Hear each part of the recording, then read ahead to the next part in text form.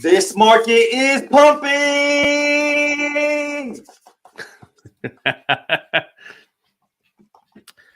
Dude, Have y'all seen one the day chart? you're just not going to be here anymore because like just Kevin not. just made $10 million. Yeah, I'm gonna sell this computer. I'm gonna sell all this stuff you guys see here, and I'm out. I'm out somewhere. I'm on an island. I probably bought it. Like, come on, I probably bought it. At that point, I mean, you know. So Bitcoin, that's good things. What's up, bud? What's popping? not much, man. What are we at today? What's Bitcoin at? Oh, we hit 72 grand. If anybody out there knows how long it's been since we did that, oh my gosh. We hit 72 grand. And I had this funny feeling, Clark. I had this really funny feeling as we feed the ducks and as I put this light on here. I had this super funny feeling that people are attracted to big numbers. I have this theory, Clark. This theory. Okay, retail isn't really here yet. I've had two total friends come up to me. You're one of them, and be like, crypto. The last time this happened, everybody was hitting me up. So we're not there yet. It feels good. But I have this weird feeling that either at 75K, and when all the news stories pick that up, or this is not financial advice to anybody at home, when it hits 100K, because it will hit 100K, but this is not financial advice. When all these people at home hear 100K, Lambos and duck lips, you know, Lambo, BTC, you know, just people wearing gold suits for no reason, bees all over that. Like, it's going to get wild. And that's when we know that we need to throw $100 into the casino. Dude, I miss, it was so fun. I miss being in it and buying random stuff and coins and stuff popping off. And then I started the business and got engaged and the house, you know, the baby, all that stuff. And I was just like, all right, I got to. The risk level has probably deteriorated just a little bit. Your risk tolerance. But I just remember how fun it was. So much fun. It's so much fun. I'm getting back into it. Everyone's gonna be able to follow my my crypto for dummies journey 101. So we'll have some fun in here going for newbies. So, yeah, you know, so by Friday I'm gonna get back in the game. I'm gonna have some stuff going. Okay. Crypto. I mean, at least I'll put $20 in or something because I like putting $20 into meme coins and seeing what's going on. Just starting small. Hey, and I got to recover my accounts too because I have something stored somewhere. So there's like this ongoing joke that's not a joke, because what happens is when you've been degenning as long as I have, should I admit this? I don't even know if I should admit this. I probably got like 34 wallets, right? But I forgot about like 7 of them. And this happens to everybody because you just go on so many blockchains. Every blockchain has a different wallet you have to use. It's so annoying, okay? And there's like airdrops and stuff, right? Man, I forgot about 3 whole wallets that had like whole lot of money in it. This stuff happens, y'all. It's like putting the money under your mattress. It happens. Brad, what's up? Happy Monday. How are you doing? What's up, Bradley? Who else we got in here on a Monday afternoon? Dude, it feels good. We got an offer this morning accepted on stuff. We got someone else joined the program today. We had some course buyers last week. Probably a couple other people joining this week, which I'm excited. Man, we had some popping group calls last week. I felt like we were just talking about win after win after win after win, which is fun. The Benjamin Mena Summit was insane last week. I think ended up over 600 people signed up. I think 120-ish something showed up when I talked last Monday, which is super cool. I'm still talking to people from that event, which is super fun. Yeah, man, it was great. It was great. That was a hell of an event. That was very dynamic. Yeah, it's we'll put this on the screen. By the way, if anyone wants to ever chat, ever call, kind of what we can do on LinkedIn or whatever, you can scan the QR code. That'll put to my calendar link. So if you want Fancy. to chat about LinkedIn, Fancy. content, courses, mastermind, all that good stuff. Yeah, go ahead though. What are you saying? No, just no, that it was I heard a lot of great comments from people. I mean, I had watched a couple days myself. But in terms of putting on an event, that was darn good. And when you just think of how people showed up, they came with their own presentations, and then just I'm sure it was just Ben and maybe one staff or somebody like facilitating it all. It was super informative for something that I don't imagine was we're just so used to going to like CES conferences and these big old conferences out there that I think people don't think that they can put on these. Virtual and Yeah, and I think a lot of us have that ability. Not to take away from Ben, but he made me feel like, oh snap, I can do something like this too. yeah. I mean, he's got reach. For Well, sure. yeah, you know what I He's mean. got reach and he gives a lot. I mean, you talk about giving just to give. I mean, there's a huge lesson there. He's got a network that's very loyal to him from the podcast, from the summit, just from everything else. A Smart. lot of lessons there to be learned as a recruiter. And he does a lot of the stuff for free. Um, so that's. But you're right. There was people were ready to learn, which was really cool, really inspiring. I mean, I know people that were like, no, I'm watching every presentation this week. Like, Yeah. they were holding off on doing anything until this week or next week because we're like, no, I'm getting the most out of this summit while I can. It's crazy that it was all free. I think the replays are like $47 or something like that, which is like Yeah. nothing. There's some great stuff. So, no, Well, it was cool. It was inspiring. I know people got transformed this week. I know a few of our friends are at that, which is cool. yep. I know So I'm that, excited to get back on the circuit yep. or start getting on the circuit with you. Definitely. I mean, that'll be a ton of fun. So I guess I start to feel a little bit of spring in the air. Just a little hint today. It's just like a little bit like we're turning the corner a little bit That's a good point. on There was spring. Yeah. there was like more cars on the road. It felt like there was a little more traffic. It felt like Yeah. it was like the air is a little more crisp More. today. That's a good point. It does feel a little more. There's a little bit of a turning of the tide I felt today. So I do have a uh, oh yeah. oh look. I don't. I'm only doing this, you guys, at home because if I don't, it would probably be a disservice. Talking about spring, they're the Griffies. Today we're wearing the Griffies since we're in the Homer I love Simpson. Griffey. We're wearing the Ken Griffies, Homer Simpson. So since it was springtime, it feels like baseball season. Yeah. So I was like, oh, I need to wear my Griffies. Well, that's legendary. So this is so weird because I swear to God, we didn't talk about this, y'all. We didn't talk about any of this. So it's weird that I'm feeling springy. I wore my spring training, and then he's talking. I'm just saying, things we're work. feeling it today. I think we're gonna manifest this into existence. I love what Ben did. Dude, I love what Ben did last week. I have no idea how many people we got tuned in, but via emoji. Why don't you put in the chat how you're feeling this week via emoji? Ooh, can I do this? Can I do one? Can I do one? I think we have to go directly I from. think I have to go to my thing, Kevin. Yeah. Logan. Okay. Boom. But I want to make this a real experience for everybody at home. So let me go ahead and get in there. Boom, joined it live. Let me go ahead and put an emoji. That's how I feel. Done. You put the cash money sign? Yeah. Boom. Done. Now you guys know how I feel. For some reason, it's not coming up in the comments though. Janai tells me this all the time that he'll be here and he'll be. But it doesn't do. It just doesn't show up. Oh, Bradley's feeling strong. Bradley should feel strong. What Christina feels. Put the emoji. All right, he's got the glasses on. Well, yeah. Well, we're getting the website transferred over this week. We got the new landing pages for the courses this week. I mean, Christina's getting after it right now. Already switched the domain over. She built that fun QR code for me just now. We got stuff popping on. In chat, what are you guys working on this week? You guys closing deals on business development, sourcing, screening candidates. We're making cold calls, which I know we talked about. You don't have to make those on Friday. You guys are running campaigns. Are you guys posting content? Right. How are you quantifying a great week this week? I'm curious. What about you, Kevin? Well, it feels like you said springtime. So you know what it feels like? It feels like we are at that transformational period. And that's what spring is, right? It's a transformational period between the deadness of winter back to life. And that's, I swear to you, so I had like internal goosebumps. That's what it feels like.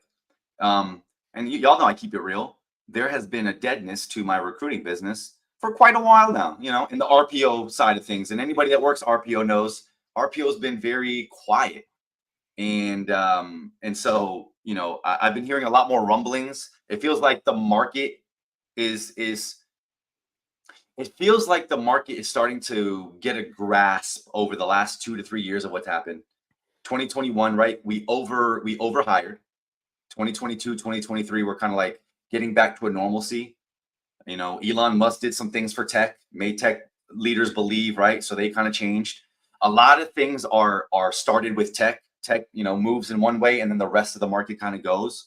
So I think it's just been a lot of soaking up all the changes that have happened. And I finally think we're at an inflection point where people recognize the changes that have been made. There's a lot of technology that's coming on. We talk about blockchain and all this stuff. That's, you know, we got deep fakes. We're in an election year. So it feels like finally at this moment of time, like liquidity is coming back. I'm hearing of old clients that are looking at Series B funding that they've been sitting on Series A for a long time. So it's just really interesting to oh boom, there we go. We got Brad. We got some stuff that we're gonna put on here. But I want to add to that. You've been spending a lot of time with Digital Recruiter on that content, on that outreach. So you haven't really been focused on the RPO BD. It's been kind of tapping into your network and all that stuff. So I think what's cool for you is you built out this whole other side and really have been leveraging that. I mean, just the momentum. I know the people that you're talking to that are booking calls with you, the work that you're doing inside the Digital Recruiter program, and you're working with everyone one-on-one. I don't know if everyone knows that, but Kevin's worked with every single person one-on-one in the program. He has weekly office hours now on Wednesday afternoons. We got the group calls, but he's also booking just separate one-on-one calls too. So weekly check-ins. Like you're doing all that plus doing your RPO stuff. I mean, you got a lot going on. So just to clarify, it's not like you haven't been keeping busy or being productive. No. Yeah. No, if anybody who knows me knows there's never a problem with being productive and keeping busy. No, certainly. That's a solid point. We have been dialing in. We've been dialing in who the right person, right place, right time. And you've just have so many seeds and irons in the fire and everything else. You've just been giving so much value, just even on the calls. And I mean, these are like free calls, obviously within the program, stuff like that as well. Like that just keeps building. But real quick, like if you like, you know, I didn't really consider it from a macro, but if you look at the macro of what I'm doing with my Dripify, I'm about to give y'all a Digital Recruiter with my Dripify setup, with my content always going out, right? With my messaging getting on point because I know exactly who my audience is. I'm thinking about them and what their pain is and how I alleviate it for them. With my optimized profile now, right? I'm not speaking to 7 different people. I know what my offer is, and I'm getting clearer on that. Like, it's a process. Like, this is all such a process. Even for me, I have been online making money for 6 years, 7 years in different forms and fashions. I used to own a t-shirt company. I used to do digital marketing. I used to be just a writer that was a paid writer. And then I tried the recruitment thing, but it's all been online. And it's all a process of like just figuring out your offer and who that offer goes to. How much we're going to get into some of these comments. I see cold calls, content, stalking LinkedIn posts. I checked on the chat. So it's Greg Davis. Greg, what do you mean by stalking? Like, are you going to be following up with some of those people? Is that people, hiring managers that are saying that they're looking to hire and messaging them? Like, what do you mean by that? I'm just curious. But that's a great segue. Real quick, isn't that all the rage right now? If you are not taking the time to, and I know me and Clark are really putting this to practice, and it's working, y'all. People love to feel seen and heard. Okay, I talk about this. This is a lot of people's labor of love. They spend a lot of time on LinkedIn and give you love, right? They go to your posts every single day. Sometimes we write really nice comments. Sometimes we don't have time. But you know what would be awesome is if you took one moment out of your day and thanked them for coming to your content. Yeah, If, it's huge. or just ask like, what's going on in your world? Because you come to my content all day and know exactly what's happening with me. But what's happening in your world? Be curious about the people who come and spend time with you. Yeah. That's all the rage these days, y'all. Absolutely, absolutely. People are liking it 100%, Kevin. I agree. It is so key. I like the way Eric said, inhaling opportunity, exhaling execution. Ooh, Ooh, yes. that's smooth. That sounds smooth. That sounds right. Eric, you and I are due for a one-on-one call, my friend. I know we got to catch up from the Miami trip. Just wait, put that back up for 1 second. The new handwritten card, yeah. Inhaling opportunity. That means you're listening, you're gathering, right? You're doing your I like research, that. right? You're inquisitive, you're curious, you're inhaling it all from them because that's the only way that you can exhale execution. Yeah. It's the only way that you can take what they said, figure it out for them with what you know, with your knowledge and experience, your wisdom, and then execute for them. I love I need to have a one-on-one with Eric too. I know. I worked with him. I mean, I don't think you forgot to talk to him as much, but I love that. That was really good. I could tell he's maybe a little bit of a silent killer. I want to see him start a little content. So we'll talk about that. But yeah, Greg said using the filters to find posts with keywords, interacting in the comments. Yeah. Heck yes. Brilliant. I mean, there's a ton of that. To Kevin's point, connecting with people that like, comment, follow, view your profile, sending them a quick message. Hey, I appreciate you stopping by. How's business going? It can be as simple as that. It does not have to be anything crazier.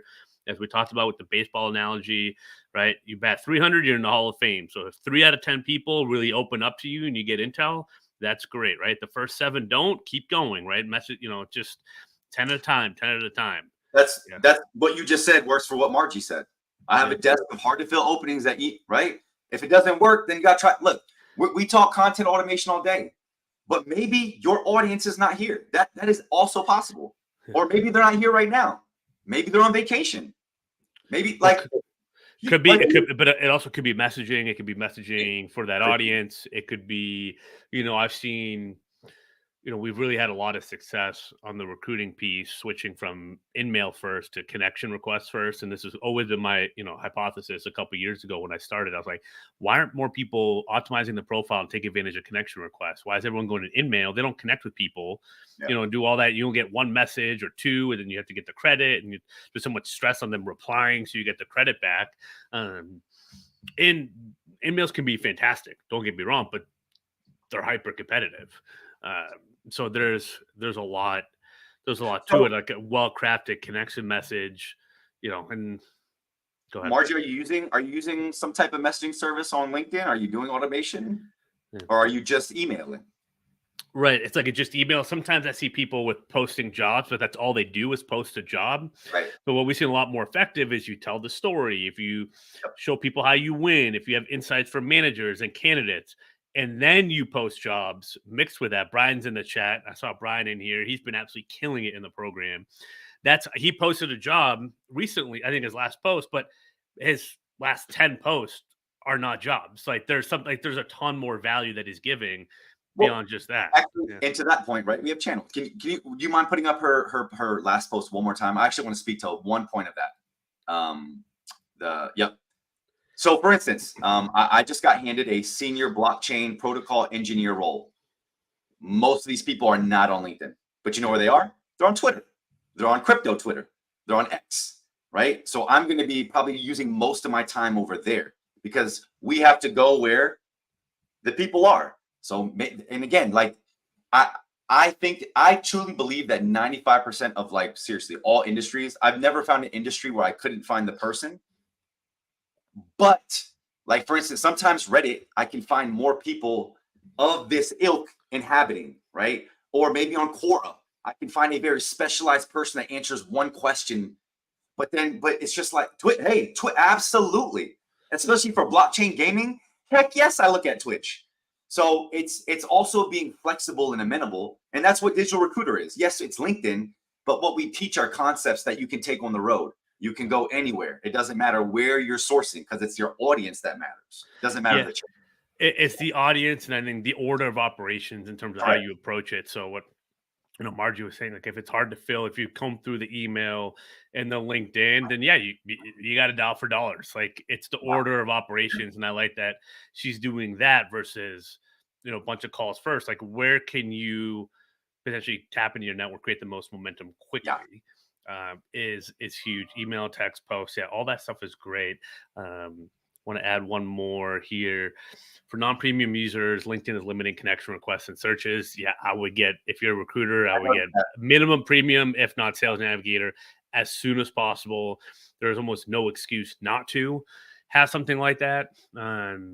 One of those two. I mean, I love the Sales Nav plus Dripify effect is incredible. It can help sometimes with that sneaky connection request. But it's you get at least 100, so make sure you're using 100 a week, at least at minimum.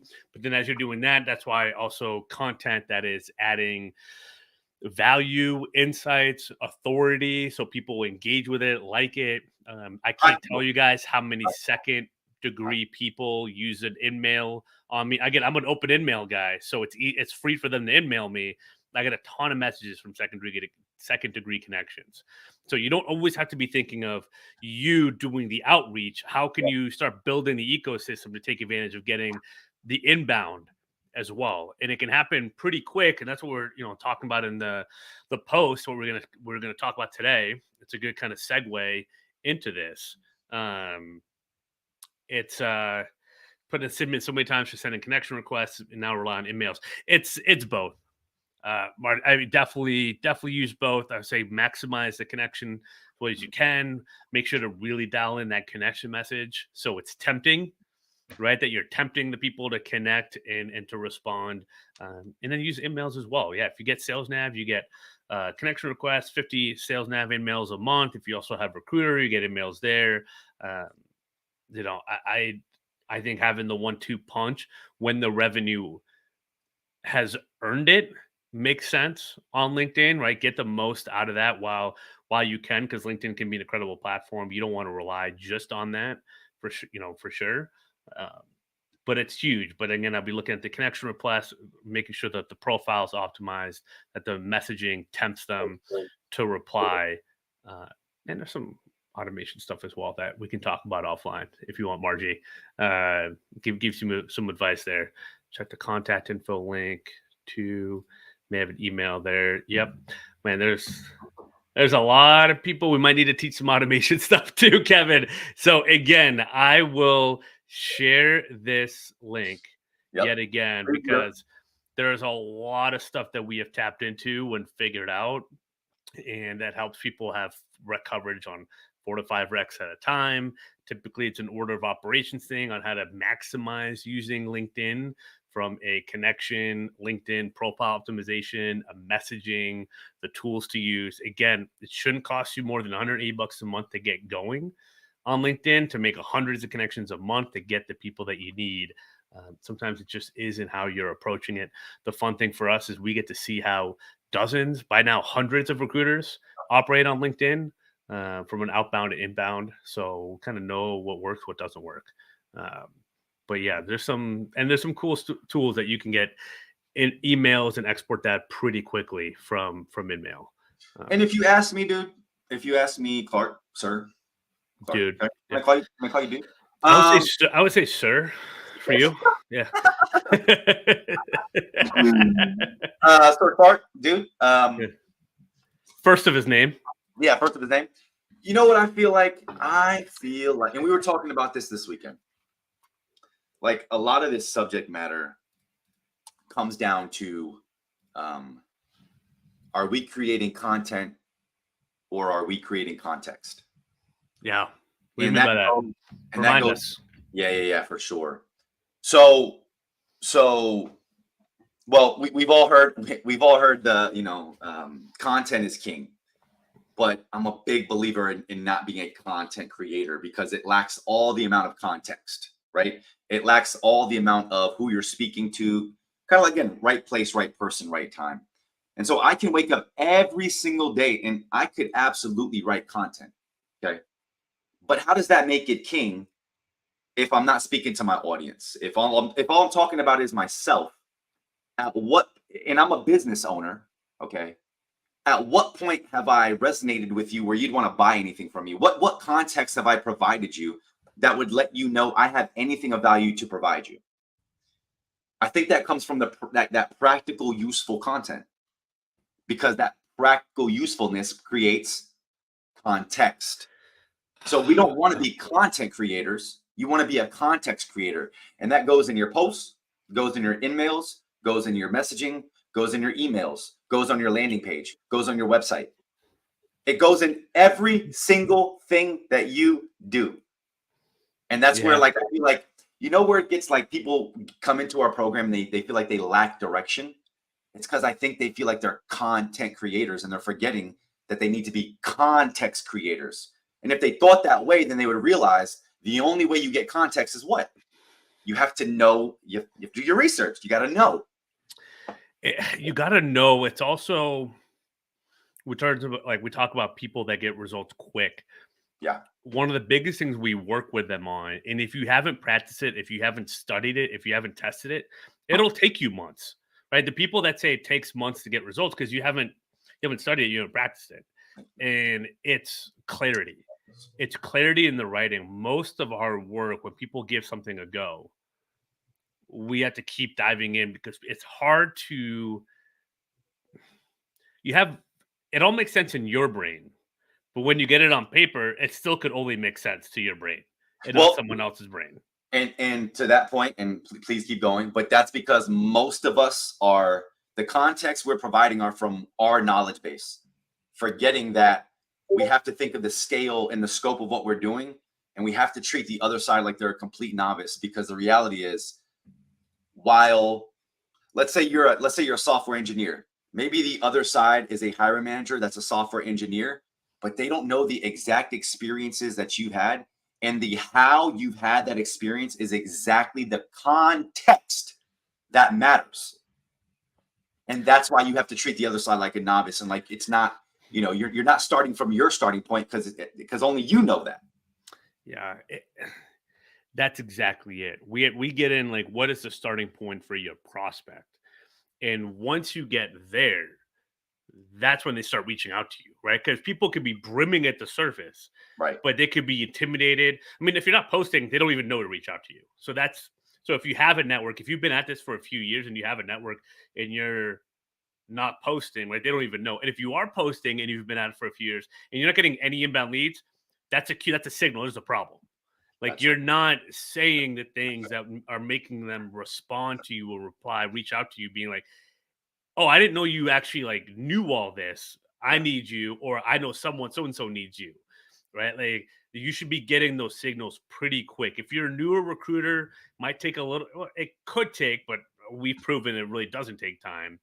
But if you've been posting, I would say at least 10 posts, and you're not getting inbound leads, really even starting at 5. And you're not at least getting some messages and responses, or love what you're posting, or hey, could you help me with here? There's a problem. Like, your strategy's offline.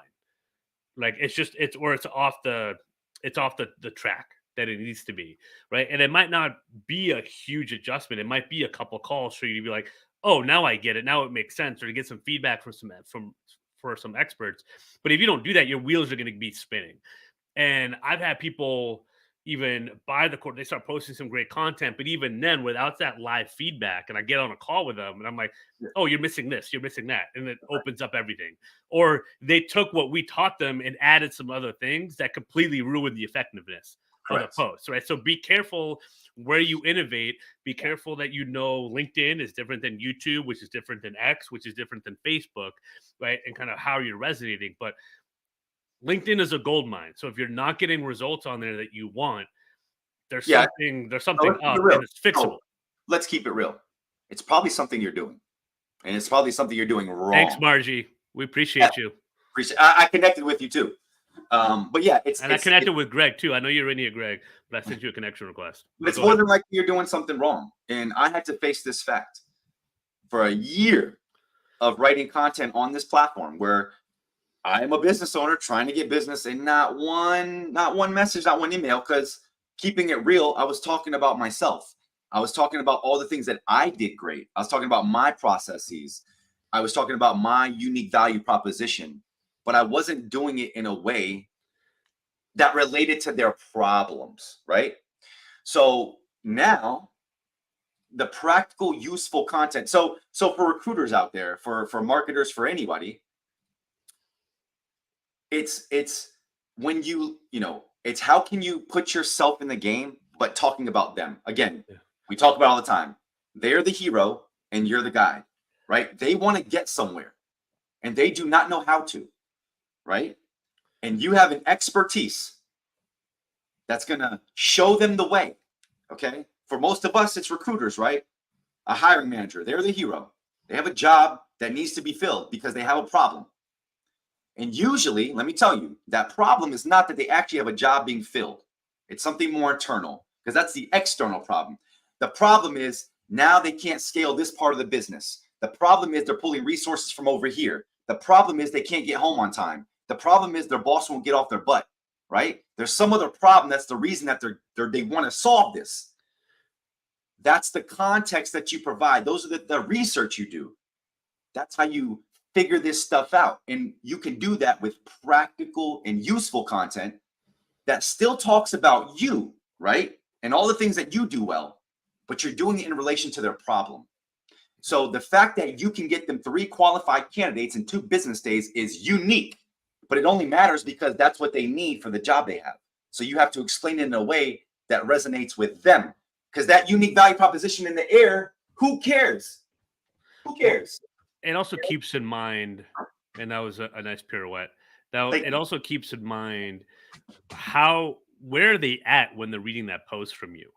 What have they already tried to do? How have they already tried to solve the problem? What's worked? What hasn't worked? So Jessica, Purpose Marketing Mama, you may or may not be a recruiter. Probably not. Maybe from the sounds I think she's in marketing. I believe I know her on marketing. Yeah, I believe she's in marketing. She's really cool. I love her post. Just FYI. I love that. ICP, Jessica, right? Number one, are you connected with them on LinkedIn, right? Or are you connected with them daily? And then number 2, kind of what Kevin said, where are they at? Where are they coming from? What problem are they looking to be solved? What's keeping them up at night? What's a pain point? You have a million stories and I'm sure successes. It sounds like already, even just sharing some of those wins, right? Hold on. Why don't you just post your X content? Okay, I'm gonna repurpose. I'm gonna show Clark your X content. Get out of here, Jessica. Okay, and when this is done, just real quick, I'm gonna show. I can already kind of tell it's probably great. She might need to learn how to repurpose it a little bit just for the platform. But she writes darn well, and her man, stop it. She is out here playing a game. I'm gonna pull it up here in a second, Jessica, because nah, you kill it. You kill it. I appreciate you. I appreciate you. Greg posted someone's post. Said this blew up because of her headline, and I just looked at it. I'm not surprised. A little bit terrifying. Okay. I will hunt your head in Israel. Oh, I know, Amy. Yeah, Amy. No. Is she out in Israel or where's she? I mean, no. Yeah, I mean, yeah. Is that Mossad? Mossad headhunting? Like, I don't know what's going on over here. There might be a play. There might be something. I'm a little terrified. I don't know if there's a ransom situation and she does retain search just so she doesn't, go Liam Neeson on someone. But she needs that contract first. She's got to get the contract. Yeah, before, I respect the audacity. Yeah, it stands out. It does stand out. Let's see. It does stand out. Well, she doesn't have the feature section of the post that blew up, but that's pretty funny. That's pretty funny. Thank you. Appreciate the share, Greg. And then Jessica tells me she does. I fangirl for Janine and Kevin too. It's all right, Jessica. That's my content. All right, we'll connect. We'll do a little bit of nod at Jessica. I'm sure she's all right. You know. Yeah. Daniel, what's up, Daniel? We're losing our mind a little bit. That's all right. That's all right. Using AI ChatGPT to at least get an idea of where to start repurpose content for. Definitely. That's one of the best things to use it for. Ideation, not to replace or repurpose. It stinks. But for ideation, Yeah, If you ideas. if you have a I like doing like different headlines. Like, give yeah, me like 10 headlines, like Liam Neeson would give them, or Rocky Balboa, or Arnold Schwarzenegger. Right? You just mess around with different wording and all that. It's good for idea. Yeah, coming up with that's ideas. But yeah, the whole copy and paste from that. It's like, true. if you guys weren't aware, it's extremely obvious. And it's obvious to someone, people like me and Kevin, consciously, but it's subconscious obvious to other people in your market, and people are just skimming through. Right? It's just another part of the noise. So Yo, again, figure chat out the right way to do it is key. it What's uses up, words Christina? that we don't, y'all, and it puts them in ways that we don't. Well, then And it'll repeat stuff too in the middle, and you don't catch it. You're like, oh, I got my content done for the and it day, and uses you that can be little doing way semicolon. more harm than good. It's not. It's not. It's not there for a set and forget. Yeah, It's there if you like to you've keep got it to be real. intentional. I was gonna. Well, you. I want to be fair because I know a lot of people are just trying and starting, and I want to give you grace and peace, and I want you to feel seen and heard. But I also want you to learn the right way. And the reality is, the most people that I know that use AI effectively, they were great writers before, or they already understand the tenets It of writing. amplifies with the Yeah. direction you're already headed in. So Like, I know so like, copywriting. I right, so know like storytelling. Jessica was Right. gonna know copywriting, so gonna get way more value out of it, Correct. right? And I'm with you. I mean, I think for coming up with some ideas or to kind of think through things a little bit differently. I mean, I love it for just like proposal and outlines, just kind of creating some structure and just inputting everything that we do. I throw in 10 or 15 of my Yeah. posts and just like, hey, do something with this. I want to see what it comes up with. I'll take 10 of my top performing posts and give it a little context around that and just kind of see what it does. It never does it to the way I would just copy and paste it though. No, Even though I give all those inputs, I didn't want it's to. never Not one. there. I did that. I did that back when it first came out because I was like, oh my god. And Yeah. then like a weekend, I was like, okay, no, nah, can't. Yeah. This is bad. This is really Yeah. bad. And to go back to your point where you're saying, if you're trying, I love the effort.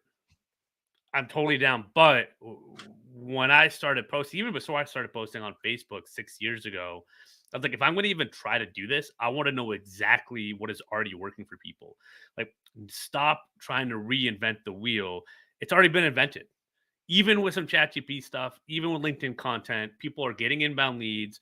They're getting six-figure pipelines within a couple weeks and making it happen. For me, I was like, well, I'm just going to pay to figure that out. Why am I just going to sit here and waste my time? Because my goal is to eventually have a successful business. I want to get there sooner rather than later. I already know there's going to be ups and downs and bumps in the road. But why wouldn't I level up my skills like as quickly as possible? Good point. So we say that context that you should be creating is practical and useful, but we don't actually like say what that means. I just was as you're talking. Actually, I'll start with you. I'll ask like when we say practical content, what are we referring to when we say you should be creating practical content? So for me, it's when I've been on so many calls. I've run so many campaigns. I get to see the before and after of optimizing a LinkedIn profile. It's increased connection rate acceptance rates or whatever by 30%. Right, it's increased reply rates. I'd be able to see the before and after immediately. I could see, having a campaign running and seeing someone book a meeting within the first 2 to 3 hours that turned into a $250,000 pipeline. How that just blew their mind with automation, like all that stuff. Like I've seen it, so I can talk about it. Right, I've Yep. seen people that are brand new to recruiting make a post and book an inbound lead from their very first post, and they've made no more than 50 screens. Right, what's up, George? Right, I've seen people with 9 months of experience. Right, like Brian, he's just at it. He's just creating so much momentum for himself. Right. Leverages content, leverages outreach, and boom, it's blowing up. It's got 2 new contracts already. Right, hundreds of jobs. Combined potential pipeline there. So that could be even a 7-figure pipeline, right? I've seen it, so I can talk about it. That's what we mean by practical. And I love that. And there is one component to what you just said that I think so many. I didn't think about it. So many people miss. So many people come into my program like, oh, duh. What audience have you already created? Do we think about that? And let me give you all an example. I'll give you a personal example from the last 9 months of my life. 9 months ago, I was creating content for a completely different audience than I had the last 2 months. And I flipped, like I kind of flipped my content a little bit and didn't like tell anybody, right? So as you can imagine, my impressions just kept falling and falling because my content is no longer speaking to the audience the way I used to speak to them. So why would they keep coming back? I was talking about me and my story. And now I'm talking about practical, useful content for recruiters, right? So I literally had to go through a process, okay, of adding the right people, purging people that no longer would want to listen to anything. And then it was through that process, little by little, of creating content with context, to Clark's point, that's practical from things that I've experienced and I know over time, where the people I was bringing in, it started to make sense. And then even some of the old people, it was starting to make sense. But it took time for that to coagulate. So you also have to consider who your audience is, right? If you just start changing it up quick, do you have the right audience? Do you have the right audience right now? Are you accepting everybody? Are you only accepting people in your industry? Are you only accepting people that you have an idea that'll buy from you? Because let me give you a for instance, maybe you didn't know. Whenever you create a piece of content, the LinkedIn algorithm, and I'm not sure exactly how this happens, right? But as you can imagine, it takes that post and it feeds it to some people in their feed, right? And if they respond and react, then the likelihood that that keeps going further and further is high. But if they don't, right, then the likelihood that you get no reactions is very high. So it's so important that you have a dialed in audience, because the more you do, the more you're going to get those quick signals and that good feedback to know that you're actually on the right track. But you might have the completely wrong audience for your content, so it would never matter what you say. So you have to consider, again, who you're speaking to and who you've already built in your audience as you're listening to what we tell you. Absolutely. To Bradley's point, he's getting a lot of candidates, but not as many clients. So he's writing to candidates, not decision makers. Most likely, that's number one. Number two could be, because you mentioned it before in this call, you are developing your niche, running campaigns and said niche, and developing content. So you might be in the process of doing exactly what Kevin just talked about, which is switching your audience, adding them newer. So you might have to build a little bit more credibility. It also depends on what that niche is, how well you know it, right? If you sold to it before.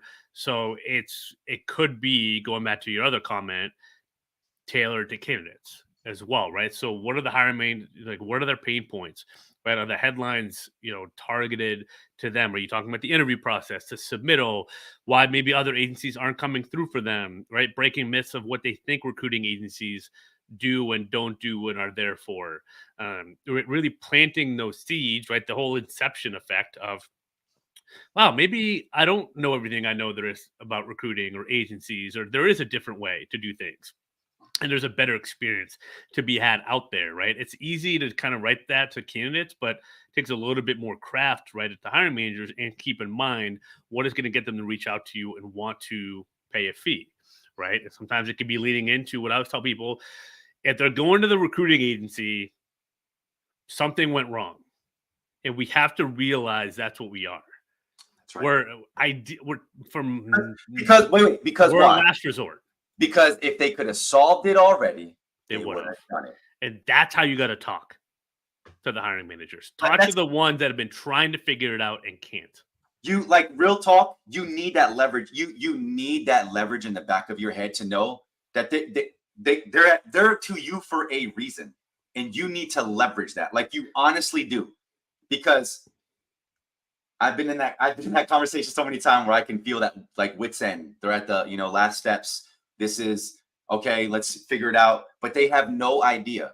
So they need somebody to take, maybe not control, but to have conviction with, here's what we need to do based on what you're telling me, based on your problems. Here's what needs to happen.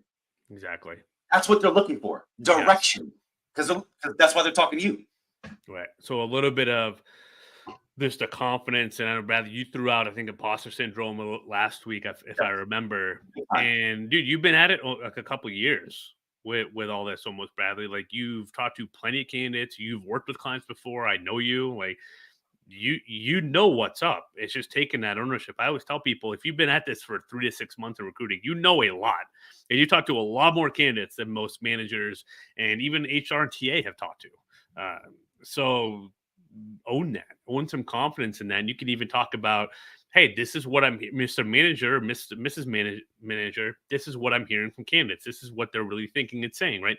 You can leverage the fact that candidates are going to be more open to you as a recruiter if you're doing it right than they would ever be with a company, right? Bradley, So talk about that stuff.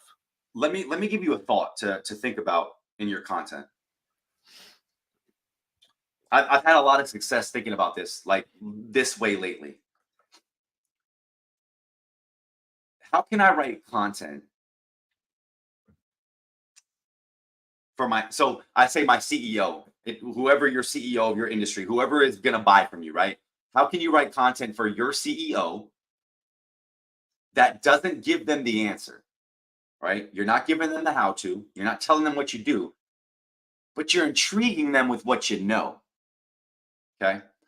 What situations have you been in where only you could have handled it? What wisdom do you have where you can analyze the situation and you know exactly what's going to happen? You know exactly what to do. You have to talk about those things, but not wholly, but just in the aggregate to intrigue them as to, so they, because here's what you want hiring managers to say, because most of them are overworked. They don't know what's what. They don't know anything about hiring. You just want them to say, WTF are you doing? Like, wait, what are you doing? Make yourself invaluable, indispensable. So that they're forced to learn more, because you cannot give them it all. And if you do, then they have the answer, right? You post all, they have the answer. You've got to get them to the water. I say this all the time.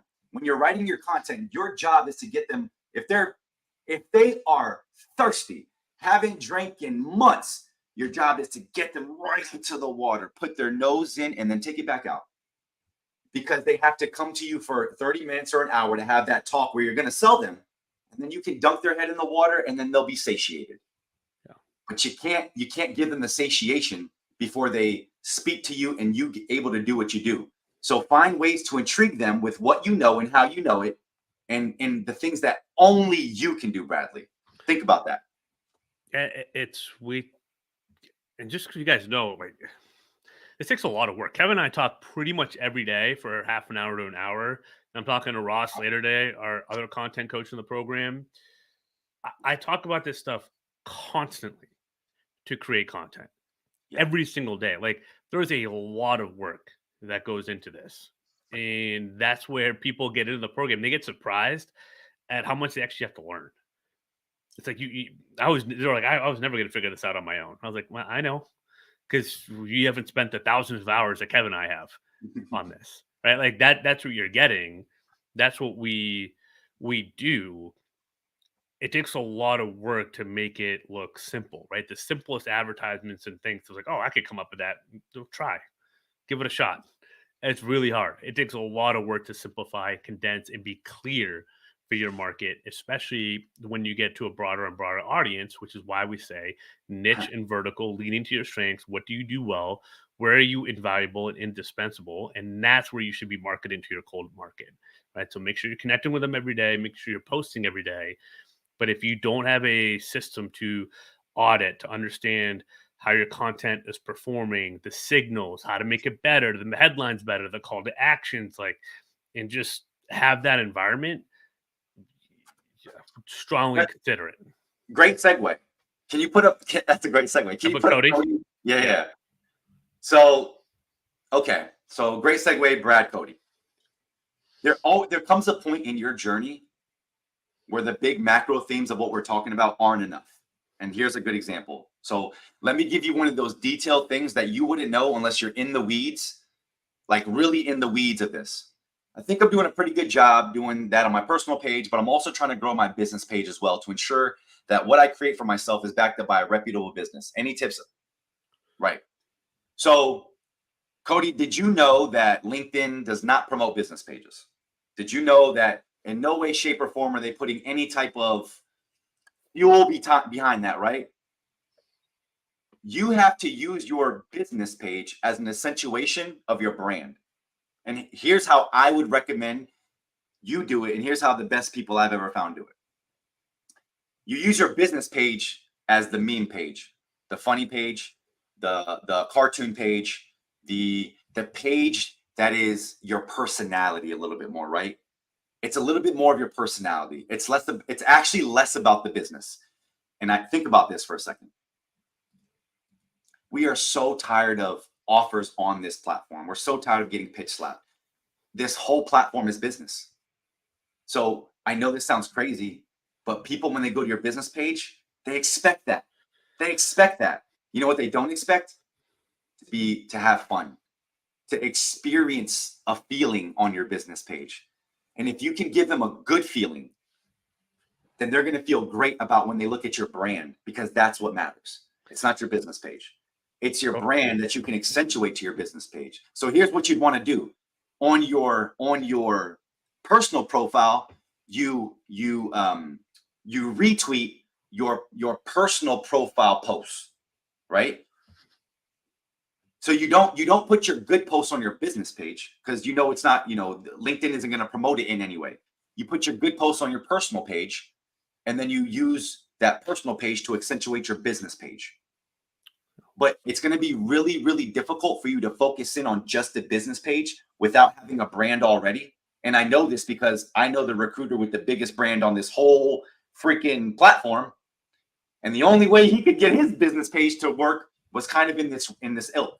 So if that man who has hundreds of thousands, then I'm sorry, we can't do it either. At least not yet, in terms of how LinkedIn is promoting it. So, and I just say that to the little nuance. And I only knew that because I've talked to so many creators. I have a LinkedIn creator person. I've posted hundreds of millions of thousands of times to get to the nuance of understanding that. And sometimes that's the rep. The questions you want to think about just from reading this message, building a reputable business. When a company works with a recruiter and account manager, they're working with that individual. Can that person find me the person? That's why the personal brand is so important. So reputable business, I would consider, well, what is your ideal client profile? What is your value prop? What's your differentiator? Get that on your personal. That's who my hiring managers buy from, the person, right? When an Aerotech manager leaves and the new rep comes in, it's maybe 50-50 if they keep working with that rep. Why? Because they're not working with Aerotech, they're working with that account manager. Right. And so that is what matters. Build a personal, understand what you do really well, leverage that, get that out there, dial in your ICP on your personal. I barely even touched the digital recruiter page in 2.5 years. I haven't had to. It's the personal is what matters. If people want to get to know you, they want to feel it's authentic. There is a starvation for real human connection, especially in the workplace where things are very cold. A lot of times, a lot of red tape, a lot of corporate. So if you can, as Kevin always says, bring out that emotion in them, it doesn't have to be touchy-feely or about being super vulnerable. It just is about being real and showing that you get it. We're talking about practical. I mean, you can look through my content feed. I'm as direct as I can be, right? And I'm pretty chill. I'm easygoing person, but when it comes to what I know works in business, I don't pull punches. I'm very direct about it. And that is, hiring managers respect that. That's who hiring managers are willing to pay and give placement fees to, is people that are willing to take the reins, that have confidence, as Kevin said, have conviction, and know what they know and don't talk about what they don't know. Right. And you find that lane and you stick to it, you'll make plenty Can you of put money. that up on the board? What? Literally talked about it today. Wait, can you see it? Can I? Am I sharing my screen? I'm trying to share my screen. There we go. If people like you, they'll buy from you. Said differently, if people don't like you, they won't buy from you. So they got to like you and they got to respect you. That's right. And well, the two very much go hand in hand. I think like and respect. I don't like anybody I don't respect, I don't think. Well, I would say respect from a work. They have to buy into you as a professional Yeah. beyond liking you. I mean, if you like someone but they're a hot mess, it's hard to buy from them. And that's exactly why I say that. That's why I like the opposite of that better. But if they they are like you, they'll give you way more leeway. exactly. So, and that's why personal brand first, business brand second, because you have a heart, you have a soul, and you can make them feel a certain way where your brand isn't there. Like you're not Nike, right? Like Nike probably makes few people, but that's because Nike's gone through years and years of speaking to their audience and making them feel a certain way, so they can get away with that.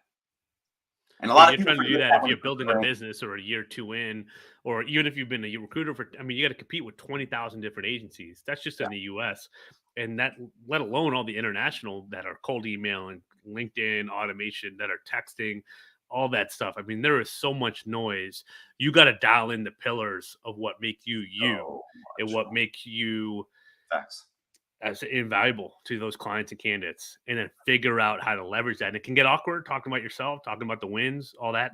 Again, another reason we exist, another reason why you can scan the QR code on the top, left or right. It's right for me. I don't know what it is for everyone else. Right for me.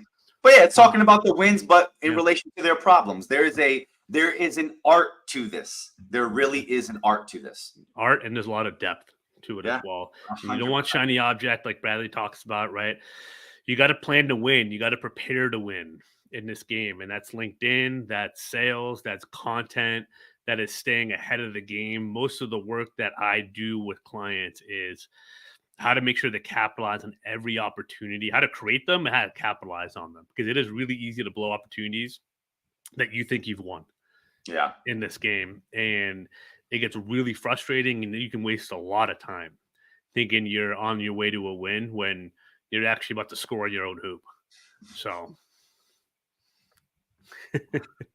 That almost happened yesterday in a basketball game, so I'm laughing. It wasn't me, but a dude almost scored in his own hoop. Thought it was hilarious. So that was funny. You just said that right there. That's pretty good. That's a great way to end it. So, Good. 3:00, top of the hour, guys. Tons of activity and comments. It's super cool to see people Thank fired you. up on a Monday. Yes. I feel like a lot of people are going to win this week. Yes. Bradley, fired up. Christina, Margiano, she had to hop off. Greg, Yeah. awesome to connect with you. Yeah. Appreciate you commenting. Awesome to get to know you a little bit. Daniel, Brian, Jessica. Eric, Daniel, Yep. Jessica. We're going to see her stuff on LinkedIn more. Cody, appreciate you chiming in, man. Hope you guys got some value from this. We will be back Friday at the same time.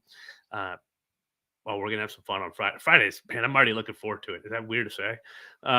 Nope. No. Dude, I look forward to this. This is one I of my get so favorite jacked weeks up. now. Dude, this is fun. We got a really good crew going in here. Guys, shoot us a message. I mean, we're always thinking how to take this thing offline with the community and all that, or off LinkedIn. Let us know Yes. what would be valuable. We can do different things in Kajabi, Discord, different workshops, webinars or whatever else. If there's any topics you guys want us to cover in depth more, just hit us up. Let us know. Shoot us a message. So we love interacting with every single one of you. We're in it to help agency recruiters get better, make more money, feel like you have a system, predictable system, that things aren't just spinning in chaos, right? It's such a night and day in your life and day to day, and where your head can hit the pillow at night when you have that. So be working towards it. If you don't have it, if you do have it, figure out ways to leverage it even more. Let's have some fun, man. Let's have a good week. Let's Get do it. after it, everyone. All See you right. Friday. All right. You See ya. too. Have a good rest of your day.